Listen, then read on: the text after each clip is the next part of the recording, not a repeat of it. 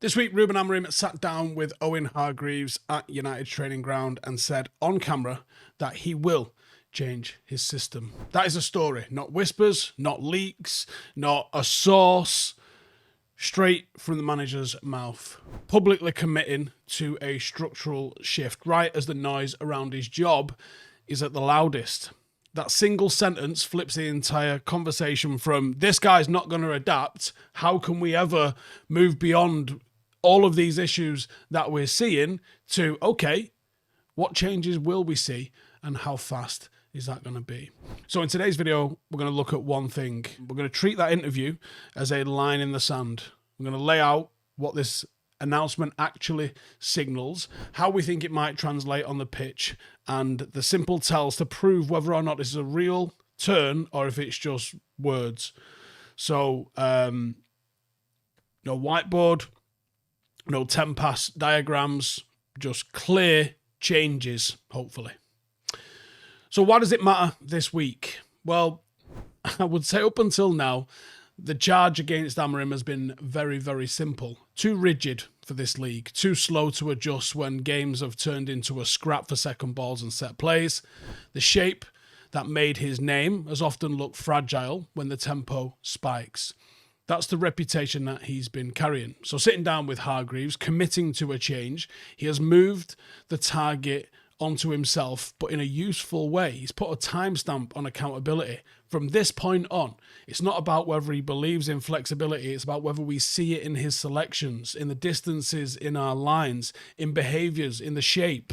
He's effectively inviting us to judge him by a different set of criteria, which is probably a positive thing. And I don't know if this has come on the back of him sitting down with the management. I don't know if he's been told he has to change and he's just putting it out there. This interview was probably booked for a few weeks. I don't think he just rang up Owen Hargreaves and TNT and was like, hey, get down here, I've got something I need to say. It was probably in the can for a good few weeks. But the setting matters.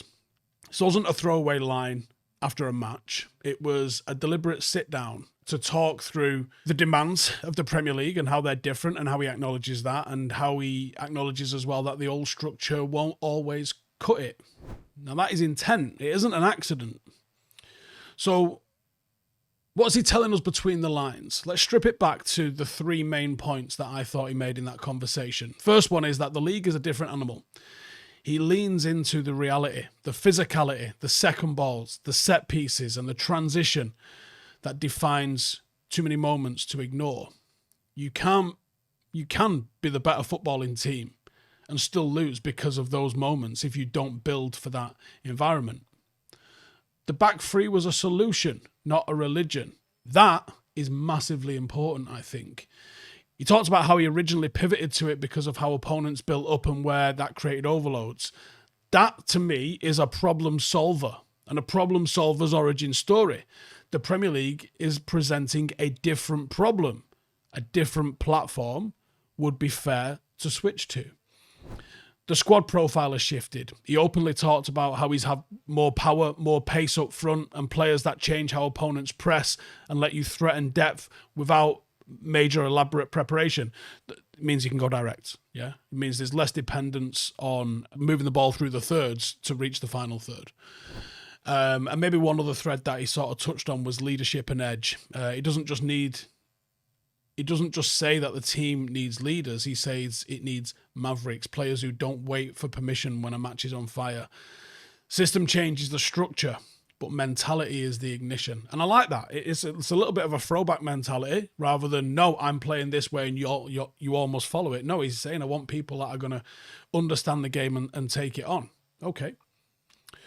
So what does change the system look like in plain English? So I'm going to give you some on-pitch pictures that I think would confirm the switch without drowning you in jargon if I can.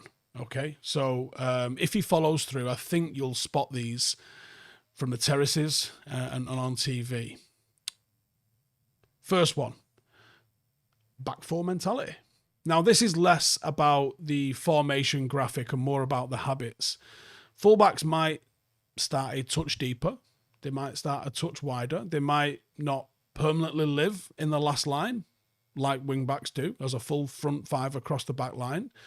Centre-backs might defend fewer huge channels.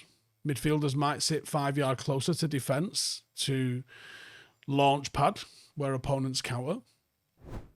It might look tighter, calmer, and less against 7 attackers and 3 defenders. That would be the big one for me. Just a difference in that. Now, I spoke multiple times. Look, I'm not saying the video that I did the other way is the only answer to what you have to do. That'd be ridiculous to suggest, okay? But what I am saying is we had to change something. Here was one idea that I come up with. I think if we see anything that doesn't look like our back 3 stood on the halfway line or 10 yards behind the halfway line for no apparent reason, if we don't see our back 3 stood on the halfway line while the rest of the team tries to press a second ball, then we've made a change. And for me, that tighter, calmer, less chaotic transition would be the biggest plus that we could possibly see and the most impactful plus we could see. There's a million ways to do that. The rest defense safety net. Like I said, I spoke about having a 3 and a 2, but even a 3 and a 1 would be better than the 3 none that we see at the moment. When United attack, we have that 3 behind the ball as standard, 3 centre-halves usually. If we could invite a midfielder or even one of the fullbacks into that as well, by instruction, that would be fantastic. The goal has to be boring. You have to be hard to beat. You got to kill counter-attacks in that first instance. And you do that by having numbers behind the ball. That's the difference. The third thing, and it's an issue that we've spoken about frequently, and it's not just me, it's every single Manchester United content creator, every single news outlet, every single newspaper, every single podcast, and probably 75% of the conversations you've had down the boozer. Clarity around Bruno. Bruno needs addressing. If you're going to create a new picture, the biggest thing you're going to have to figure out is what do you do with Bruno? Where he starts dictates whether he hurts us or them. Between the lines, right-hand half space, central, not as a part-time striker, not as an auxiliary winger, not as an auxiliary number 6, not as a deep-lying playmaker. What are you going to do with Bruno? He is an elite creator. He is not Kante reborn. You have to decide what he's going to do. If you think you're going to get the best version out of him as a defensive midfielder, I hope you've not paid too much deposit on your house and that you can get it back. Because I think that's the surefire way to just getting sacked. A change in formation seems like the biggest, most impactful thing. But I think more than that is the clarity around Bruno. Allow him to arrive in the box late, allow him to connect moves, allow him to attack second balls, and allow him to do so in a way that doesn't hinder those first 2 points, the rest defence, the ability for United to be hard to play against. And then I would say width and depth. Have wide players starting wide, then attacking inside. Have Sesko running channels. Have him having the ball played in front of him. That's what you want. It's not necessarily about going long. It's about having different threats. There was a pattern of play that I identified just by watching Sesko and Mbuemo and went, yes, this makes sense. And the manager spoke about that. Being able to go straight up to, calls him Ben, straight up to Ben, to Sesko, for the flick on with Mbuemo. That will be good eating for United this season because it's already started to happen and they've barely had chance to embed it into each other. When you make defenders turn around, mistakes happen. And whether that's from a flick on, whether that's from a through ball, whether that's going direct over the top, mistakes happen when you make the defenders face their own goal. You can't effectively defend your goal if you're looking at it. You have to be able to put it behind you and look at the threat that comes. That's just a good sort of rule of thumb for how to defend a box and a goal line. You've never seen anyone defending the box correctly when they're facing their own goal. They always have to turn out, see where the ball is, see where the man is, see where the threat is. Set plays. Set plays and second balls need to become a strength, an identity, not a detail.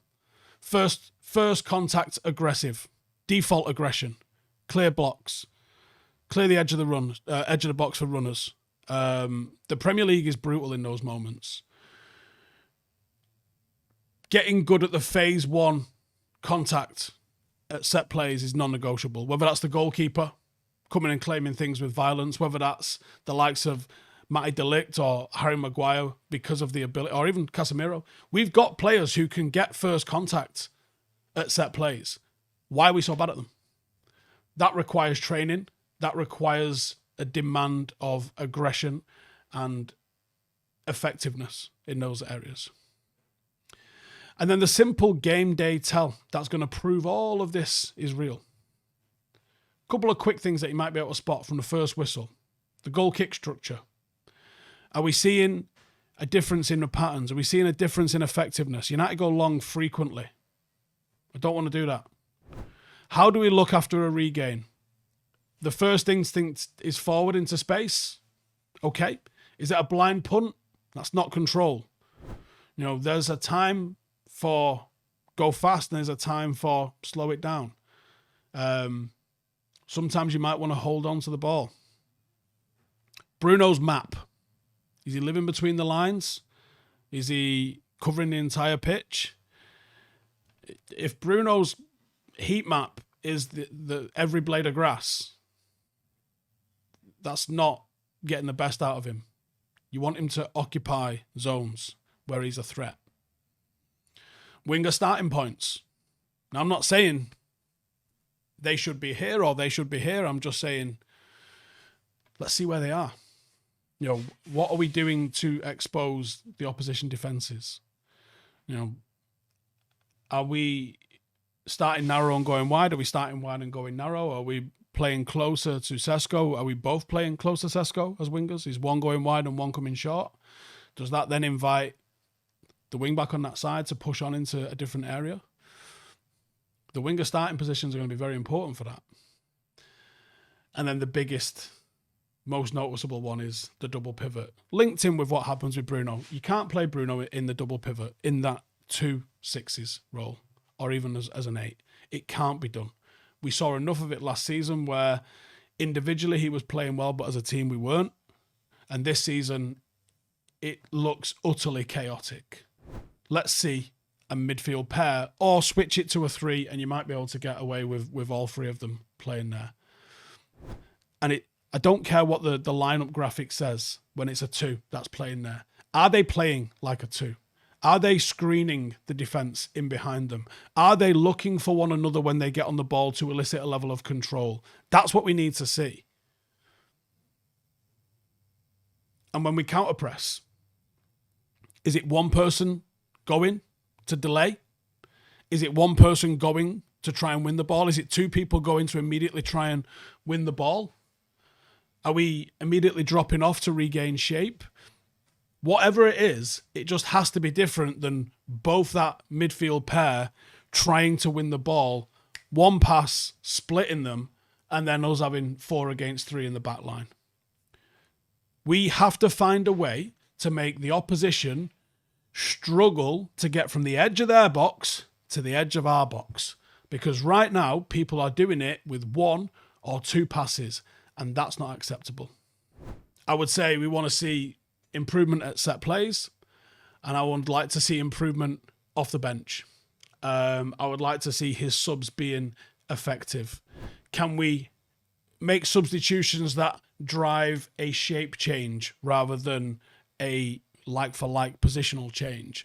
Why are we changing centre-halves 3 times a game? I don't think there's a positive to that, having listened to centre-halves explain how that's not how they like to play the game. Can we trust in some of the youngsters? Show me the change, and we will absolutely back you to the hilt. Show me that you are trying to adapt, and we will back you to the hilt. There has to be a difference. I don't like, and I still haven't said, get rid of this guy. I've said I think it's over because he's refusing to change. This interview coming out changes that. He's gone from last week, not even the Pope could make me change, to sitting down with Owen Hargreaves going, yeah, I will change. So let's see which one it is. Because if he does, we could go on and see something happen here if he makes the right change. Being adaptable and just trying to fix every single little issue as it comes up, we will get right behind that. But we have to start seeing an attempt at trying something different, because it's the same old has absolutely crucified us. Start making a change and win a back-to-back game, and this fan base will be right behind you. So, looking forward to seeing it. I'm looking forward to analysing it. I'm looking forward to figuring out what it is. I can't wait, genuinely. But we really do need to see it. It can't just be talk. You know, there's been a lot said about his charisma and how he is and how he talks and how he interviews. Let's prove that there's action behind the words.